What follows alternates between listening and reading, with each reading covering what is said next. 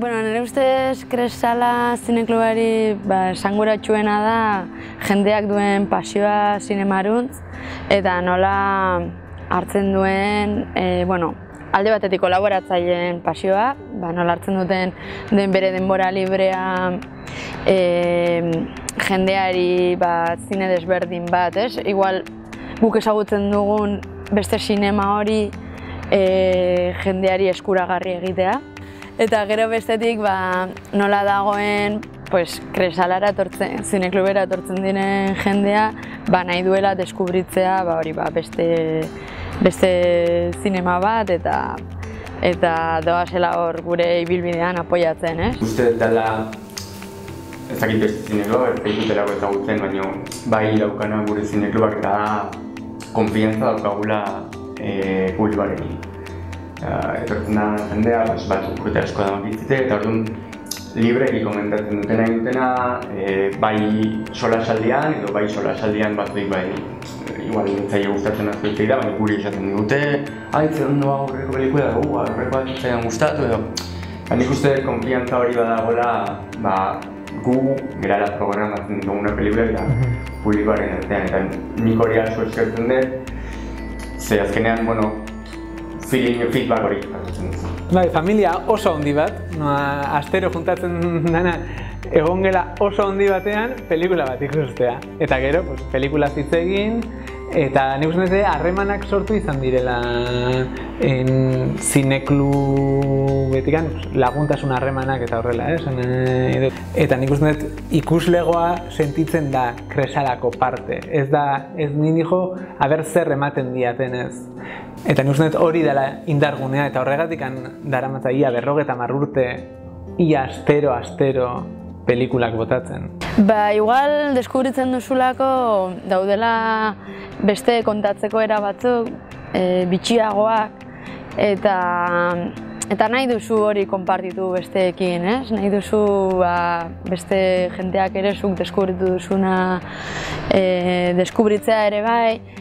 Normalean aukeratzen ditugun pelikulei ere garrantzia asko ematen ditugu ze gai mota jorratzen diren. Da zinekluba da foro bat, ez? Da pelikula ikusi eta gero eztabaidatu. Ekartzen ditugu, guk aurkezten ditugu, ekartzen dugu gonbidatu bat, baina asko gustatzen zaigu jendeak parte hartzea, elkarrizketa hortan.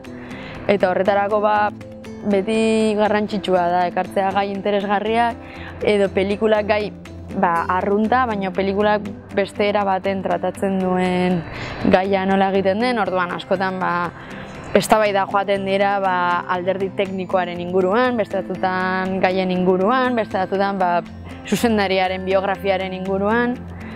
Normalean, 80% zaten da hemen estrenatu ez diren estrenaldiak, orduan. Oten gara begiratzen zer estrenatuan estatu mailan eta zer ez da estrenatu hemen. Gutxi gora bera begiratzen dugu ze itxura daukaten pelikulak eta gero egiten duguna da banatzaileei eskatu link bat, pelikula ikusiak izateko. Eta gure artean ikusten ditugu eta gero bilera bat egiten dugu eta erabakitzen dugu zer jarrikoan eta zer ez. Ze irizpide ez da bakarrik gustatzen zaigun edo ez, batzutan bilatzen dugu adibidez pelikularen bat arriskatuagoa jartzea igual, beste bat punto komertzialagoa edo konbentzionalagoak, ez bilatu gure bai ez izatea beti oreka berdina. Kurso bukaeran publikoaren pelikulare bai jartzen dugu, normalean klasiko bat dela. Erronka gehiena izango da, publiko gazte hori engantzatzea eta ikustea ze abantaila dituen. Niretzat ekintza sozial bat da, bai. Eta baita ere azkenean, guk ekartzen ditugun pelikulak askotan dira produkzio, igual sariak irabazi dute, baina produkzioak igual independenteak dira, ez dago produktora handi bat horren atzean. Eta zure etxean, plataformetan, jasoko dituzun produktuak, hori dira, produktuak pentsatzen publiko baten eta beti daukate formula oso antzekoa eta gainera bereziki nik ikusten duena modan jartzen da formula bat, gangsterrak, pelikula gangster edo falso dokumental eta horrela egiten dira pila bat. Eta gu saiatzen gara fitxatzen pelikulak eukiko dutela publikoan exito bat, obviamente, eta iristen direla publikoari, baina hori bat puntu desberdin horrekin, ez?